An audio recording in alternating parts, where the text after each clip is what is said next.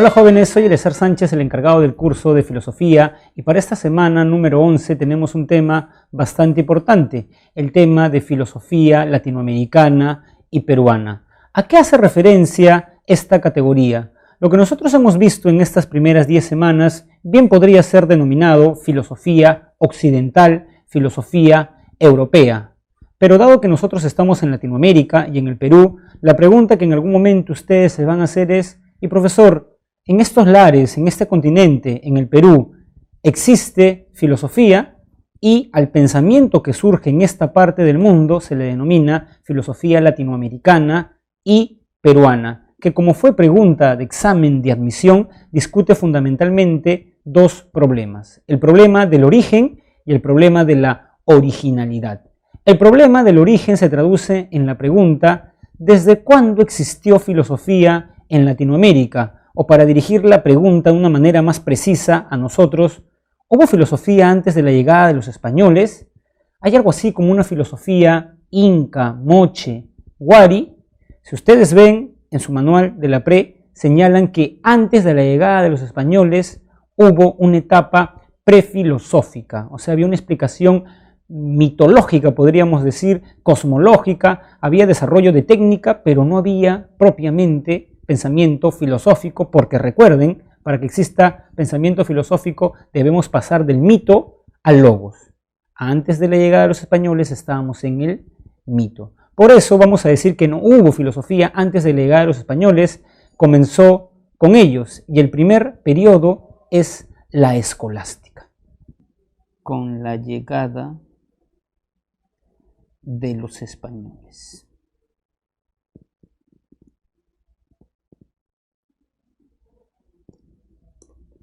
A ver, recordemos, y de paso que repasamos, en el mundo occidental la escolástica tiene como máximo representante a Tomás de Aquino.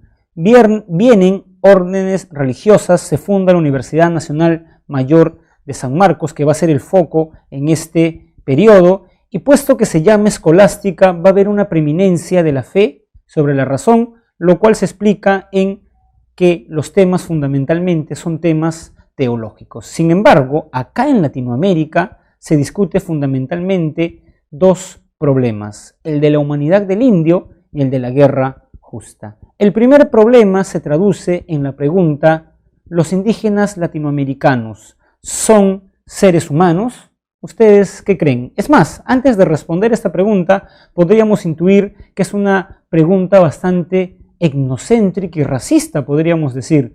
Los españoles, cuando llegan a Latinoamérica, se topan con una alteridad totalmente distinta. Porque si bien muchos españoles no viajaban a la India, a la China, estaban representados en sus mapas. Sin embargo, América no estaba representado en sus mapas, no sabían nada, de modo tal que cuando llegan y ven ese otro radical, totalmente diferente, la primera pregunta es: ¿esto que estoy viendo?, dicen los primeros conquistadores, ¿son seres humanos? Y lo peor no es la pregunta, lo peor es que hay un pensador que considera que no somos seres humanos. ¿Cómo se llama él? Vamos a poner, antes de responder esta pregunta, que el fin de la escolástica en Latinoamérica es sobre todo justificar la conquista. Y volviendo ya al tema o al problema que estábamos discutiendo, si los indígenas americanos son seres humanos o no, Ginés de Sepúlveda señalaba que no son seres humanos. ¿Por qué, profesor? Pues no tienen razón. La facultad humana de la razón. ¿Y qué argumentos, profesor, esgrimía Ginés de Sepúlveda para considerar que los indígenas no tenían razón? Primero, no tienen artes, no tienen ciencias, no tienen filosofía y además tienen prácticas salvajes. Ustedes sabrán por su curso de historia que los aztecas hacían una suerte de hecatombes humanas donde sacaban el corazón palpitando y lo ofrendaban a sus dioses, y la sangre se derramaba y eso implicaba fertilidad. Entonces lo que dice Ginés de Sepúlveda es: personas que hacen esos ritos tan sangrientos, ¿son racionales? ¿Son seres humanos? No. Sin embargo, no es la única postura.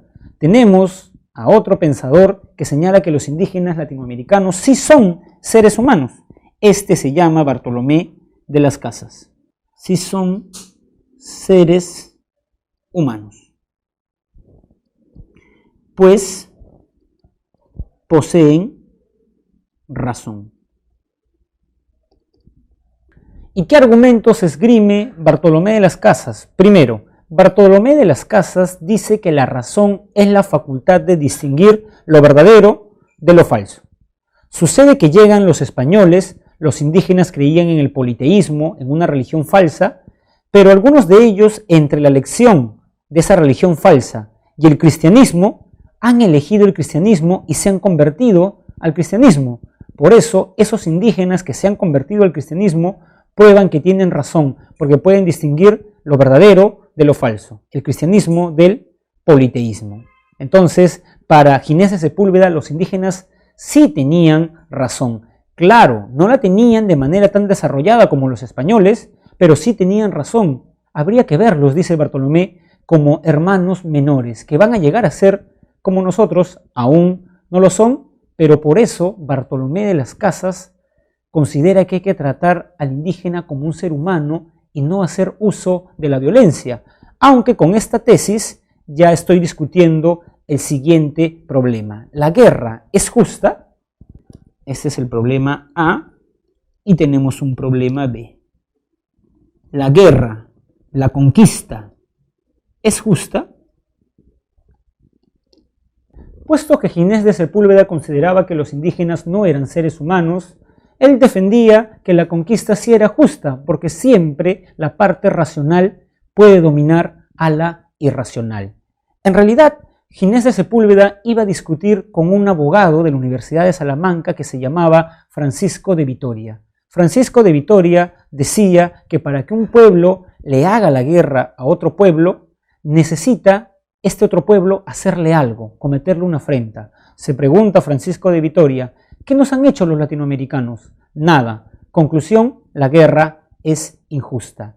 Lo que hace Ginés de Sepúlveda es decir que los indígenas latinoamericanos sí están cometiendo una afrenta contra los españoles, porque no quieren aceptar la religión verdadera. Y en ese sentido no solamente atacan a los seres humanos, sino a Dios. Y por eso hay que conquistarlos. Y si ellos no aceptan por las buenas, podemos usar la violencia. Ginés de Sepúlveda está a favor del uso de la violencia contra los indígenas, ¿no? Uso de la violencia. En cambio, la persona más sensata, Bartolomé de las Casas, él critica la violencia, critica el uso de la violencia.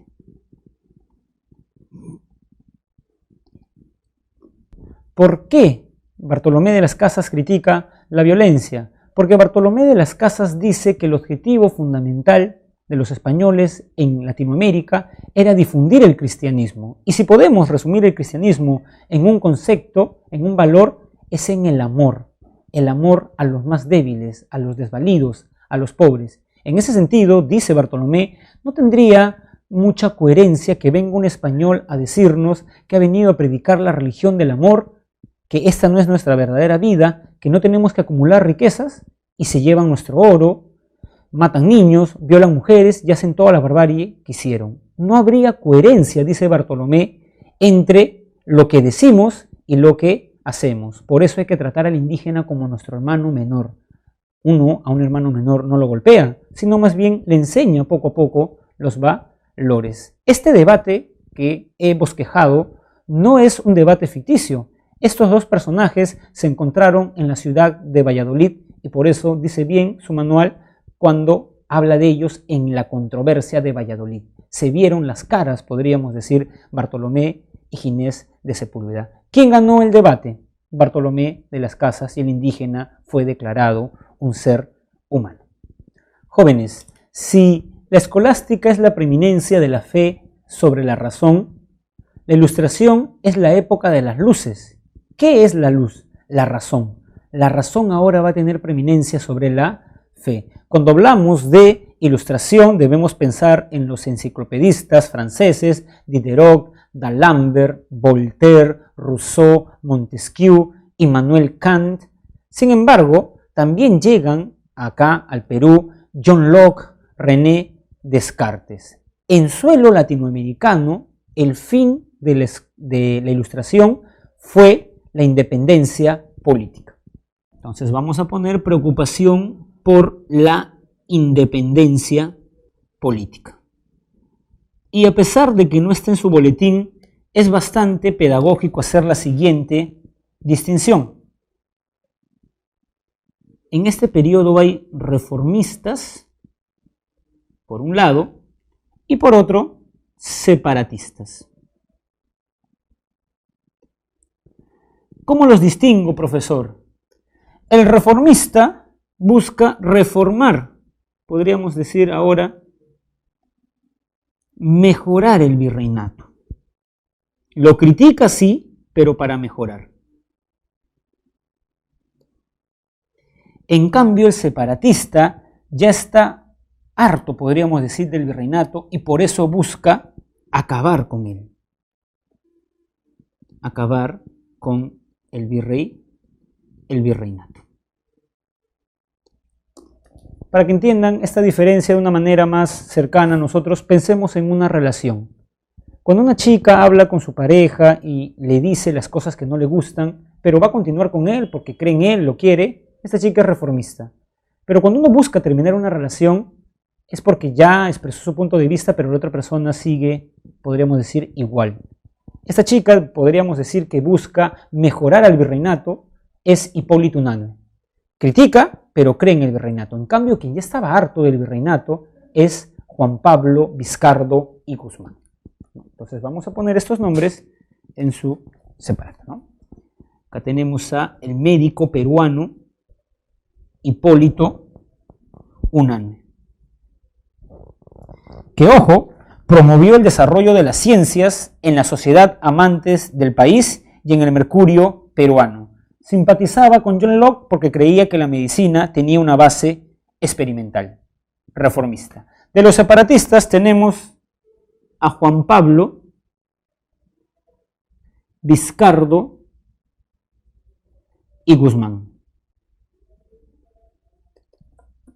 Juan Pablo Vizcardo y Guzmán escribe este famoso panfleto, podríamos decir, porque no es un libro. Ustedes ponen en Google Carta a los Españoles Americanos y les sale un documento de 20 páginas, pero a pesar de ser pequeño, tiene ideas muy bien planteadas, muy bien escritas y bastante sagaces. Además, ¿cuál es el hilo conductor de la Carta a los Españoles Americanos? Lo que dice Vizcardo y Guzmán es que hay españoles que dejaron todo en España, su comodidad, y vinieron a América, se la jugaron por América, conquistaron América y dieron hasta su vida por las riquezas de América. Sucede que estos españoles que llegaron a América, después de morir, dejaron hijos, que si bien eran de padres españoles, muchos nacieron acá, españoles americanos. En principio, dice Vizcardo y Guzmán, la riqueza de América le pertenece a estos españoles americanos, lo que luego la historia va a llamar criollos. Sin embargo, la corona está pensando más en los españoles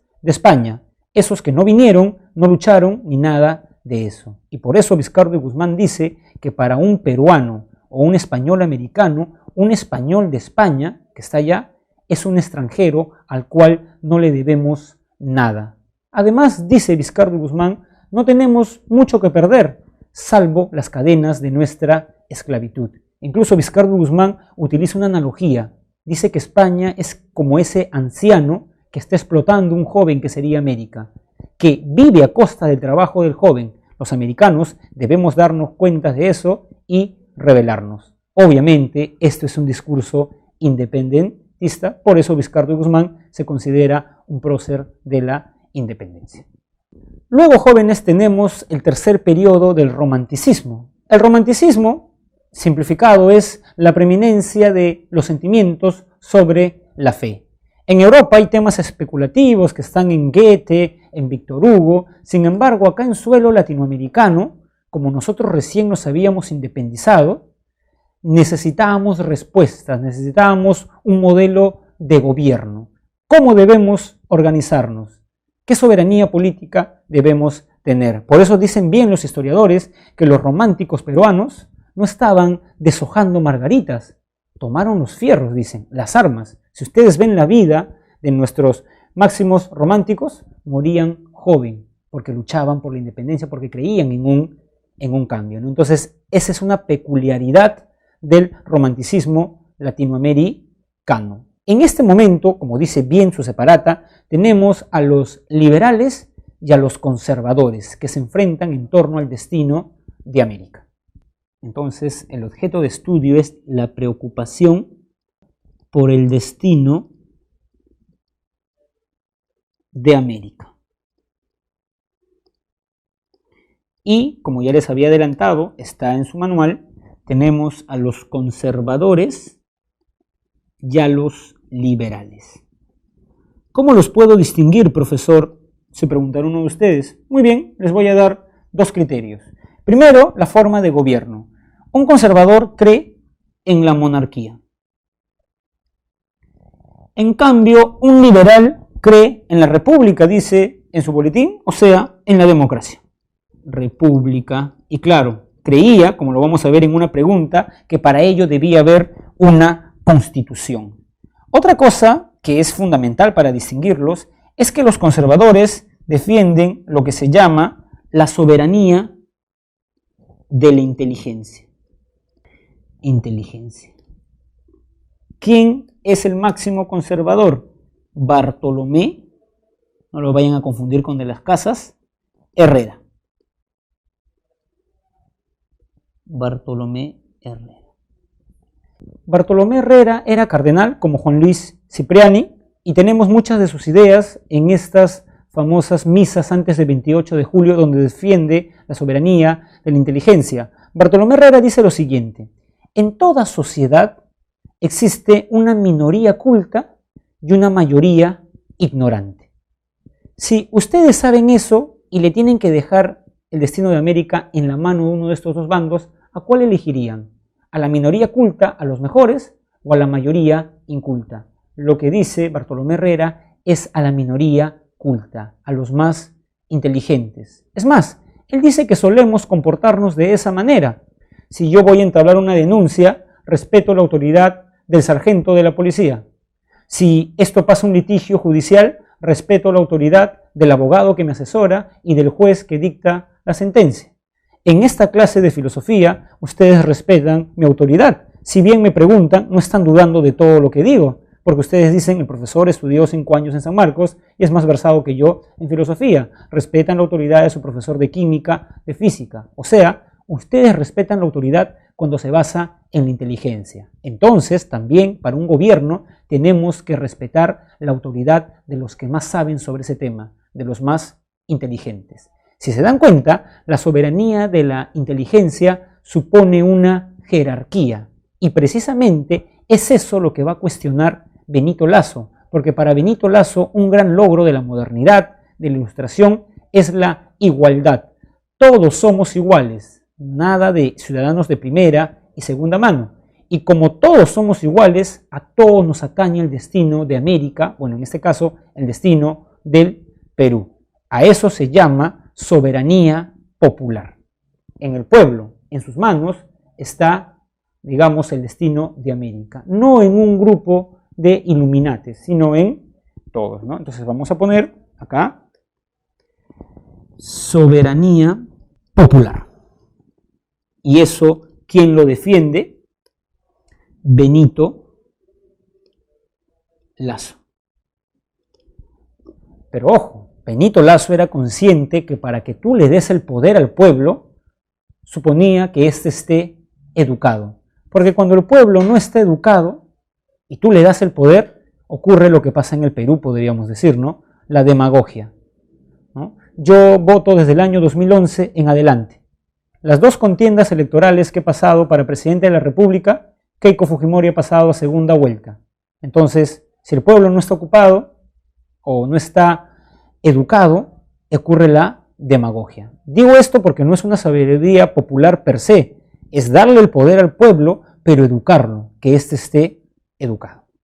Para esta segunda parte del video, jóvenes, vamos a ver 3 corrientes filosóficas: el positivismo, el espiritualismo y la filosofía social, sobre todo el padre Gutiérrez. Cuando yo les digo positivismo, puesto que hemos visto en la semana 8 a el filósofo que lo funda, Augusto Comte, Ustedes deben entender por positivismo aquella corriente filosófica que considera que la ciencia es el modelo de saber y que mediante orden la ciencia va a hacer progresar a la sociedad. El detalle es que el positivismo llegó al Perú en una época muy dura, porque acabábamos de perder la guerra del Pacífico. Por eso se dice en los manuales que el fin del positivismo en terreno peruano es la reconstrucción nacional mediante la ciencia. Escribamos esto en su pizarra.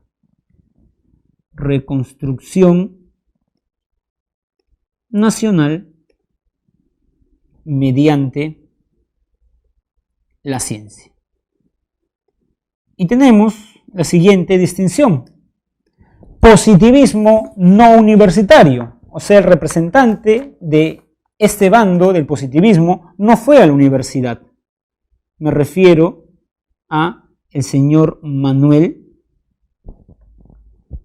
González Prada. ¿Por qué Manuel González Prada, profesor, es positivista? Yo he visto en literatura, pero ahora en filosofía me vuelvo a topar con él. Porque él consideraba que la ciencia era el modelo de saber y por eso defendía que se debe difundir la ciencia en las universidades. Manuel González Prada dice en su libro El tonel de Diógenes que en milenios de filosofía y de religión la humanidad avanzó casi nada, pero en 2 siglos de ciencia positiva ha avanzado mucho. Lo que está diciendo Manuel González Prada es que si ya estamos en la última fase, en el estadio positivo, ¿por qué en las universidades peruanas se enseñan cursos de religión, estadio teológico, y filosofía, estadio metafísico?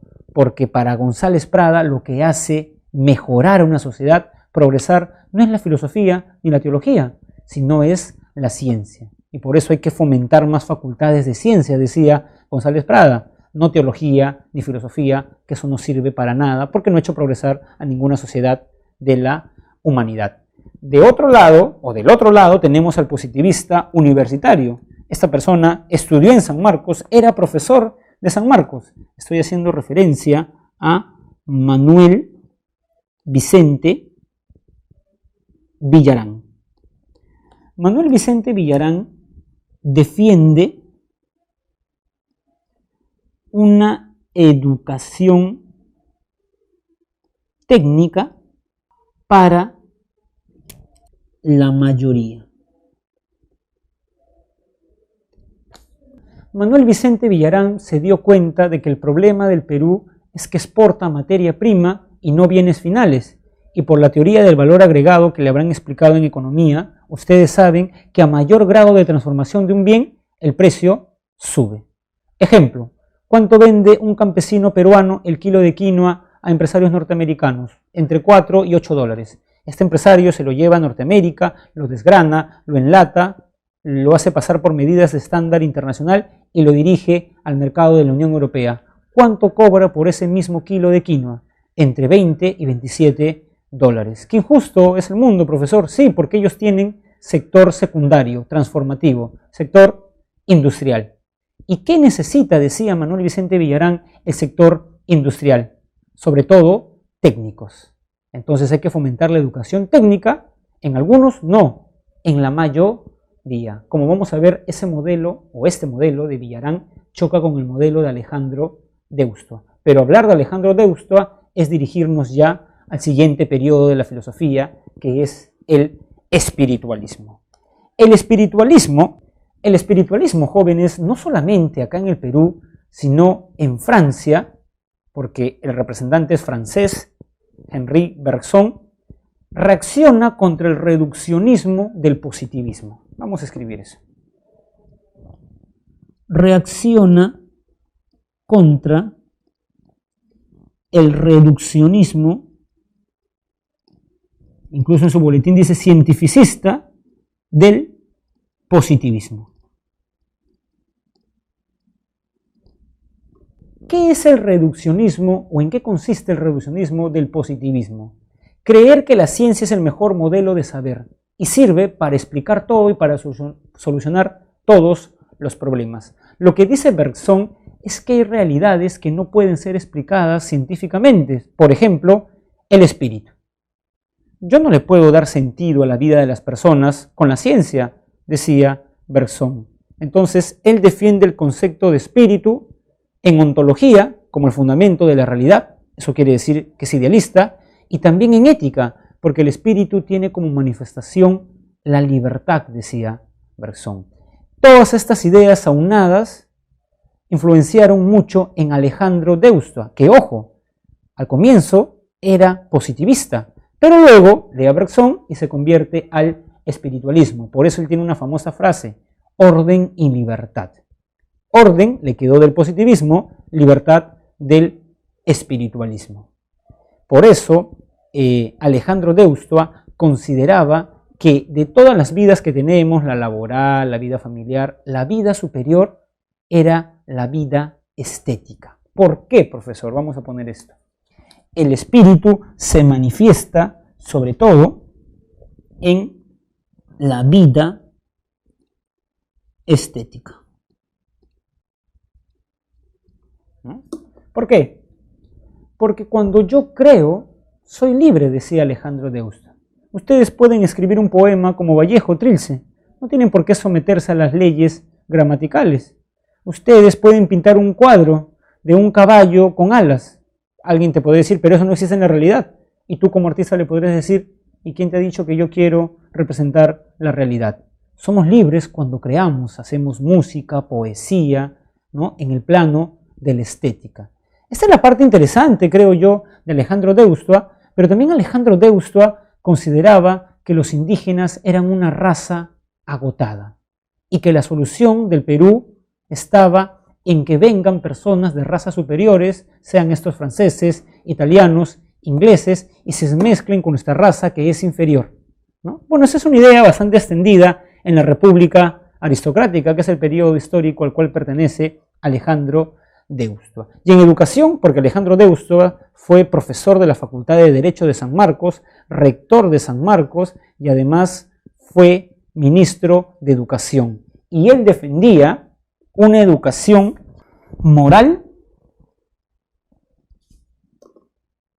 ¿Por qué moral, profesor? Alejandro Deusto no estaba de acuerdo con Manuel Vicente Villarán. El problema del Perú no es incrementar el PBI. El problema del Perú es la falta de valores, la corrupción.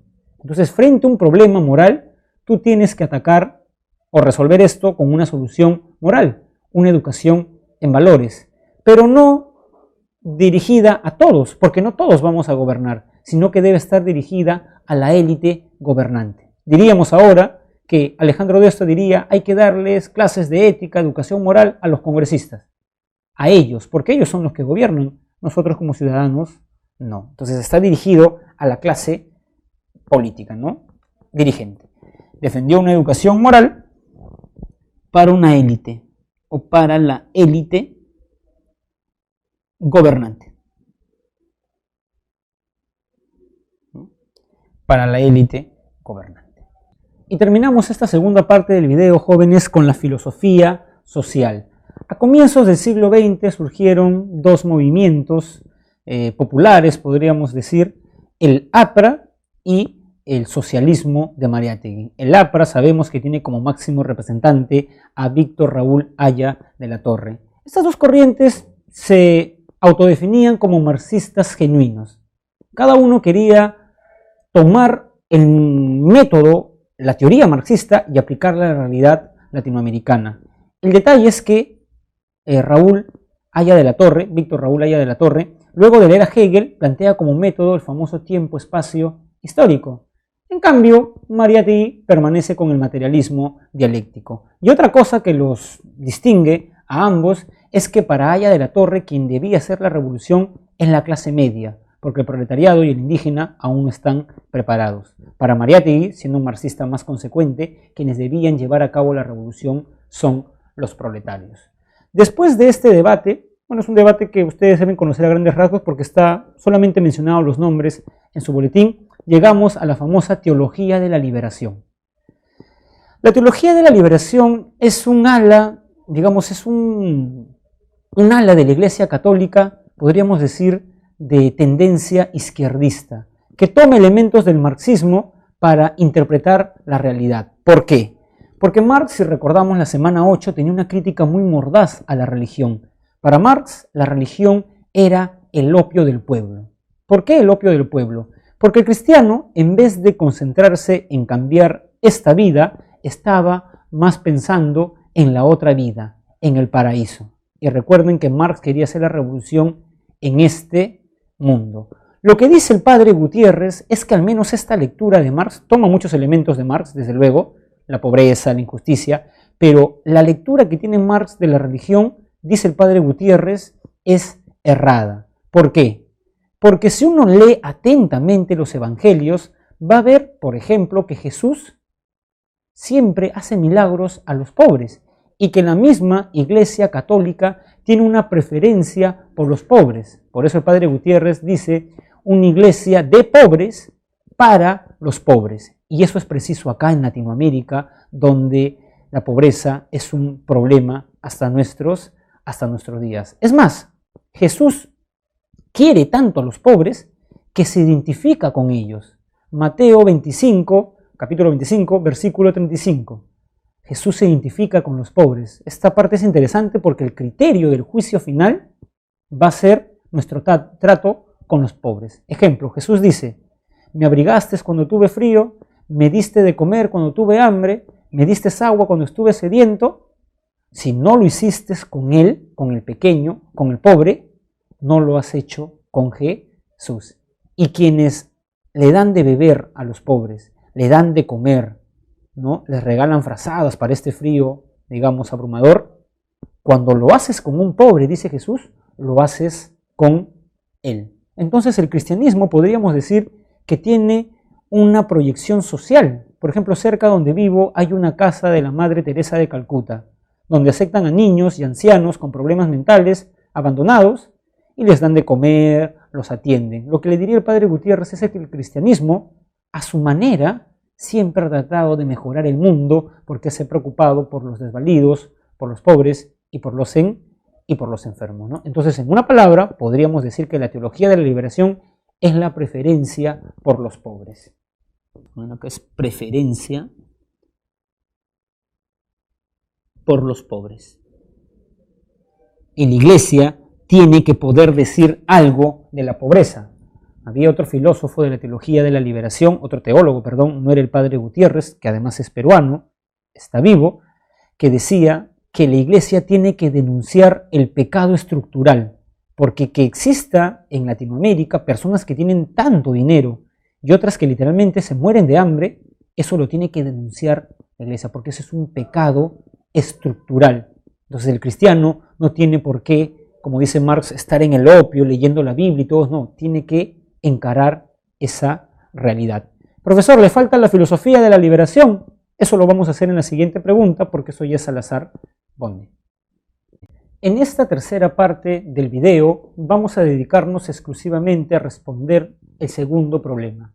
Les dije al comenzar el video que la filosofía latinoamericana discute fundamentalmente dos problemas. Origen, ya vimos todos los periodos de la filosofía latinoamericana, y el problema de la originalidad. Les preguntaría a ustedes, ¿la filosofía que ha surgido en esta parte del mundo es original? ¿Es auténtica? Como dice su boletín, existen dos respuestas. Una negativa, que es la que da el filósofo peruano Augusto Salazar Bondy, y otra positiva, que es la que da el filósofo mexicano Leopoldo Sea. ¿Qué dice Salazar Bondy? Que no existe filosofía latinoamericana. Porque la filosofía latinoamericana,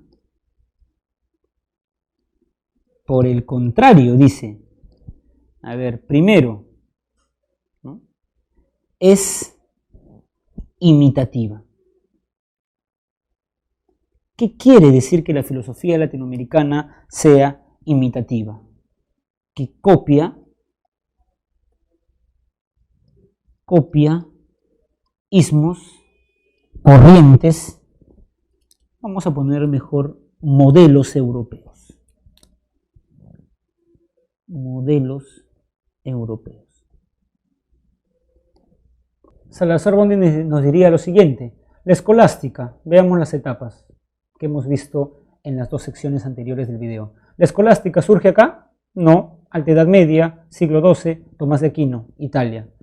Llega acá como una copia. ¿La Ilustración surge acá? Voltaire, Diderot, D'Alembert, Rousseau, Francia, siglo XVIII, luego llega acá. ¿El espiritualismo surge acá? ¿El positivismo surge acá? ¿El marxismo surge acá? No, se pone algo de moda ya y luego nosotros lo importamos, imitamos. Y el problema es que toda filosofía responde a problemas propios de donde surge.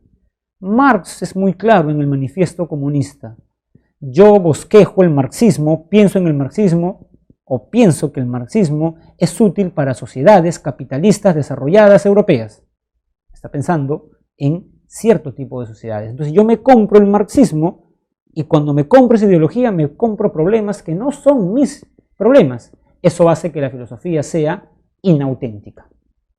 Es inauténtica. ¿Qué quiere decir que sea inauténtica? Que no discute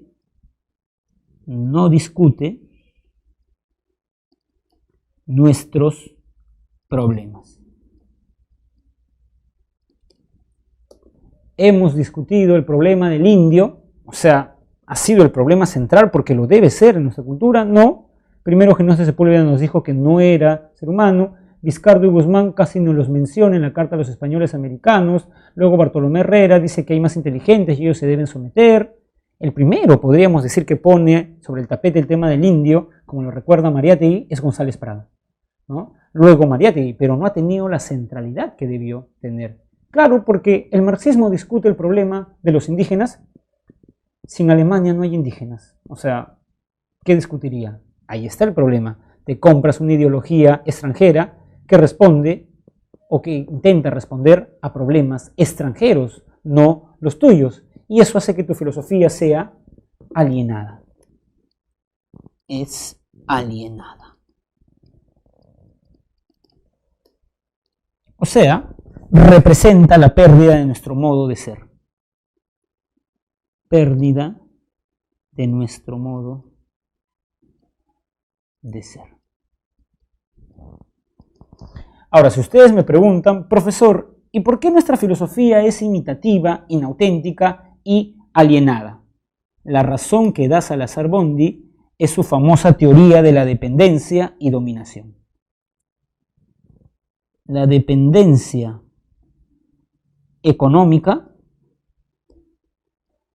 genera, podríamos decir, dominación cultural. La flecha va de abajo arriba. Salazar Bondi dice en una conferencia que la dependencia no está mal. Todos dependemos de otras personas. El problema es cuando esa dependencia se traduce en dominación. Pongamos un ejemplo cercano. Muchos de ustedes dependen de sus padres económicamente. En principio, sus padres lo pueden dominar.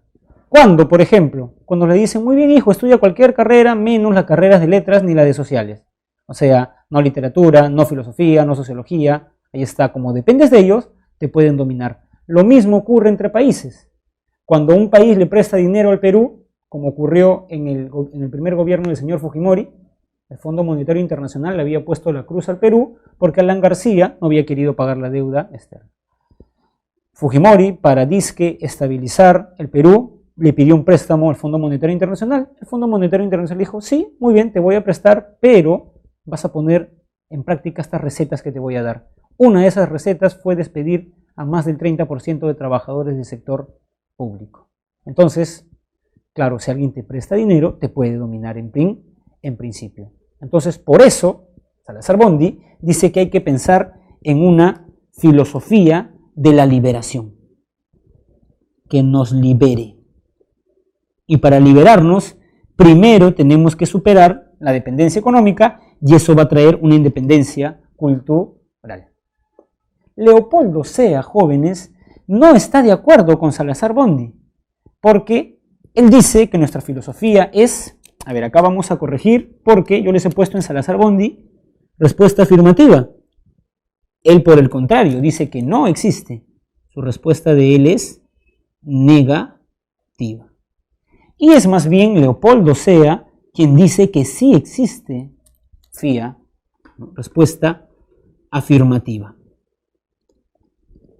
¿no? Sí existe filosofía latinoamericana. Porque nuestra filosofía no es imitativa. Lo que dice Leopoldo Sea es que si bien nosotros importamos sismos, el marxismo, por ejemplo, una ideología europea, lo hacemos para discutir problemas propios de Latinoamérica. Y además el filósofo latinoamericano le pone su sello propio. No sé si adrede o no, Leopoldo Sea menciona el caso de Mariátegui, un filósofo peruano como Salazar-Bondi. Mariátegui toma el marxismo, corriente europea, pero discute el problema de los indígenas, que es un problema latinoamericano. En ese sentido, Leopoldo Sea le está diciendo al señor Salazar-Bondi que la filosofía sí discute nuestros problemas, o sea, que es auténtica. Discute nuestros problemas.